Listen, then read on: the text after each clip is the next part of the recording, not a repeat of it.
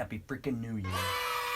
I just blew a bunch of dust off of my desk thinking that would make it tidier. What did it do? It went all into my coffee mug. Raging. No, this is a serious video because I'm genuinely mad. It doesn't deserve that intro, and I said I wasn't going to do Raging Redhead Rants anymore, but this... What the crap is this? So I took a break from social media from, say, Thanksgiving to New Year's. It's New Year's Day now, right? It's the first. I get back on Facebook, I'm scrolling, and there's not anything particularly triggering about any of my friends' posts or anything like that. No, I'm just scrolling on Facebook and I see an ad. Okay? An ad. Guess what the ad was for? A new challenger in Smash Brothers. Great. Guess who it is? I go on Facebook, I freaking scroll for a little bit, I see an ad for Smash Brothers, and they're introducing a new character. Who is this new character? Sephiroth from Final Fantasy VII. Why am I mad? Well, it doesn't seem like that big of a deal from first glance. But this has been a building thing. Okay, let me explain. First, I'll start by saying Chrono Trigger, an OG Super Nintendo game that came out on the Super Nintendo, one of the greatest JRPGs that Square Enix ever made. With Nintendo, mind you, because it was on the Super Nintendo and nothing else. A decade later, it came out with a remastered version on the DS. Guess where you can find it now, even? On Steam. You can get this game on Steam. You can have a SNES emulator on your computer, and you can play Chrono Trigger, one of the greatest JRPGs ever made. Pretty much since Smash Bros. Brawl came out, I was always like, you know what? They have, Marth and Roy, and they have, Sonic in here now. It would be really, really cool if they added, one of my favorite Nintendo characters of all time, from one of my favorite Nintendo games of all time, Chrono Trigger. And then... my brothers, we were younger then, we would be like, there would be a lot of swords. There's a lot of sword characters in Smash Bros. Already. It's getting kind of swordy in here. So what happens? The next Smash Bros. Game comes out. And my brothers and I, we start getting into these arguments, a little bit about copyrights. About, okay, so they got Sonic. I mean, Sega and Nintendo, they kind of been doing things with each other for a long time. That kind of makes sense that Sonic the Hedgehog made his way into Smash Brothers, no big deal. And then we started getting more Fire Emblem characters. Okay? We're like, okay. I mean, I guess, yeah, Fire Emblem is one of the bigger games that's kind of exploding from Nintendo. That makes sense. There's a lot of Fire Emblem characters started showing up around Smash 4. Yeah, we started seeing a few more of those, and we're like, okay.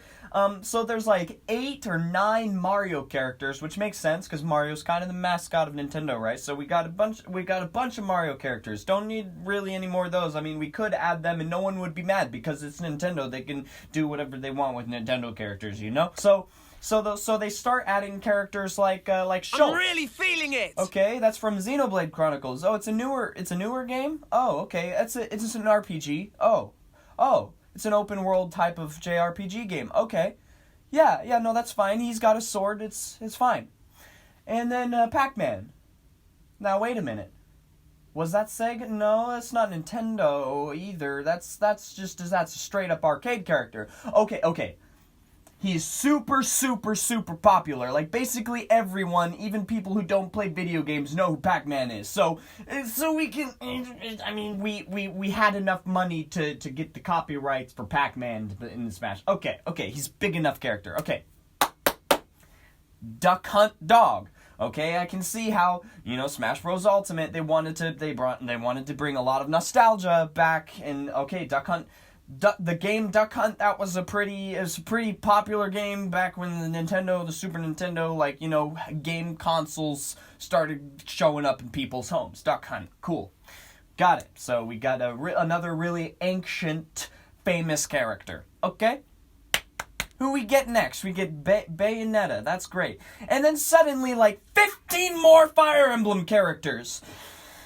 Good. So the whole thing about there being a ratio of sword characters versus characters with their fists just went out the window. So we got a lot of sword characters and still no sign of Chrono. But Jordan, we can't have Chrono in Smash Brothers because Chrono belongs to Square Enix, and Square Enix is really stingy about who they're giving their rights out to. Okay, I'm being told all growing up like, oh, it has to do with like copyrights and who Square Enix is gonna give these characters to Nintendo to use in the game, and then they will advertise their game. So they're really picky, right? Okay. Who do we get in Smash Bros. Ultimate?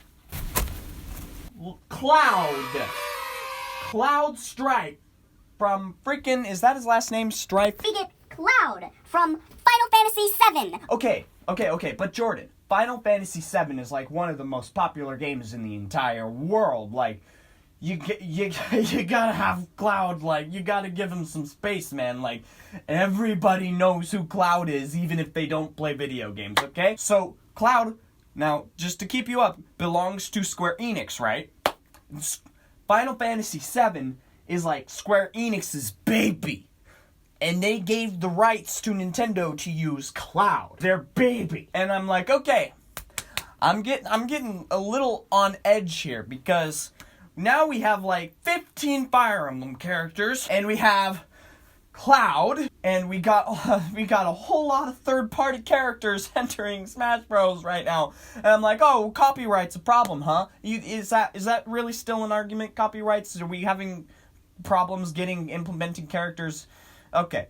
Not only is Chrono Trigger a exclusively Super Nintendo to Nintendo DS game, and somehow made its way to Steam. I'm talking an OG character here.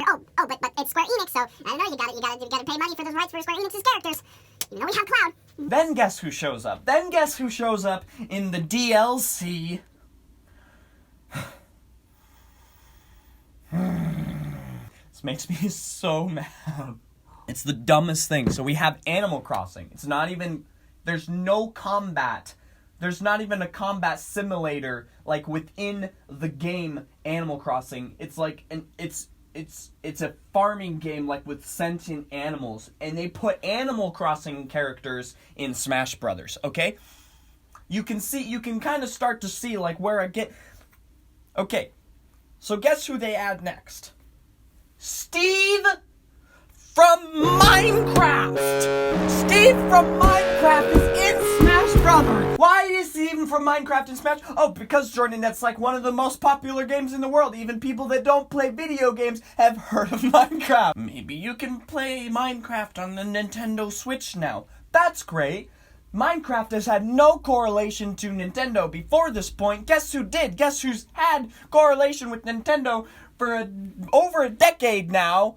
And still doesn't have a single character in Smash Bros, even though he deserves a spot before a lot of these characters do. Someone from Chrono Trigger! And then, after all of that, Minecraft! What? I get that it's a popular game, okay, but again, granted, there's more PvP in Minecraft than there is in Animal Crossing. It just doesn't belong in Smash Brothers. Now, okay, as much as I've been ranting so far, I love Smash Brothers Ultimate. It is the name, it deserves the name Smash Brothers Ultimate. It is the ultimate Smash Brothers game. They've done everything right, except for just not adding certain characters they should add, and adding certain characters that they shouldn't add. That's the only gripe I have about Smash Ultimate. I don't even care that the campaign, the story mode on the game wasn't that great. It's not really a story game. It's kind of just like a party fighting game, okay? It's the perfect game for partying with your friends and fighting each other, friendly fighting. Yes. So they get this deal with Mojang going, apparently, where now they get to have friggin' Steve from Minecraft in Smash Brothers. Fine. It's really stupid, in my opinion. It's really cheesy that character is in there. He doesn't belong. And I kind of got over that. But I was like, you know what? I was still not happy that all these characters, all these Fire Emblem characters make it into the game, who all have swords, who all have this stupid down B deflect ability. And then you got like Shulk, and you got like Pac-Man, you got like Sonic, and you got Cloud. And everyone's telling me, oh, but they just don't have the rights to, Square Enix doesn't want to give Nintendo the rights to have another character from a Square Enix RPG game in the Smash Brothers. And then what do they do next? They add Sephiroth! Another character from the friggin' Monopoly child of JRPG gaming and everything that it stands for, Final Fantasy VII. The greatest JRPG in the world's eyes to ever exist, and it was made by none other than Square Enix. The same developers that created Chrono Trigger, but somehow Sephiroth and Cloud got a spot in Smash Brothers before Chrono Trigger, and I get that Chrono Trigger wasn't as popular of a game as Final Fantasy VII, but the fact that you have Shulk from Xenoblade Chronicles, who I'm positive, let me go look it up, just real quick. How much money has Xenoblade Chronicles made? As of September 2020, Xenoblade Chronicles series has sold over 5.77 million copies worldwide. How much money has Chrono Trigger made? Chrono Trigger sold over 2 million units in Japan, but despite glowing reviews, managed to sell over 290,000 copies in North America, far less than Final Fantasy VII. Okay, it's over half of Final Fantasy VII's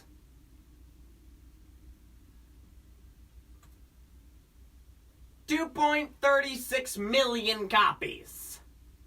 I mean, okay. So Xenoblade Alright, so Xenoblade ended up selling more copies of their games than Chrono Trigger. But guess what? Xenoblade has like 6 games. Chrono Trigger has the one. It has the one. And Chrono Trigger makes up a little over half of Xenoblade sales just by its one game, okay? The one game. Xenoblade has like 6 of them. Got it? Understand? Yeah. And then Final Fantasy VII, of course, neither Xenoblade nor Chrono Trigger stand up to Final Fantasy VII in sales, but it has enough for Chrono to make at least an appearance in the Smash Bros. Game, because, I don't know, maybe you got people in their 50s and 60s going, heck yeah, dude, Duck Hunt Dog! But, maybe we should think about, introducing Chrono Trigger to the younger generations, you know what I'm saying, Nintendo? You know what I'm saying? You could, you had Chrono Cross, you had a chance to, do it on the PlayStation. That didn't really work out, because you kind of released Final Fantasy VII and Chrono Cross. So Chrono Cross kind of just got walked all over by Final Fantasy VII. Good job there. They're both your projects, but obviously one had higher success rate over the other. I'm getting off topic here. Add Chrono to Smash Brothers, please, before you freaking bring some dumb character like Cooking Mama on the next Smash Brothers patch. Please, add Chrono to your overweight Smash Brothers roster. Please. And don't give him a deflect ability.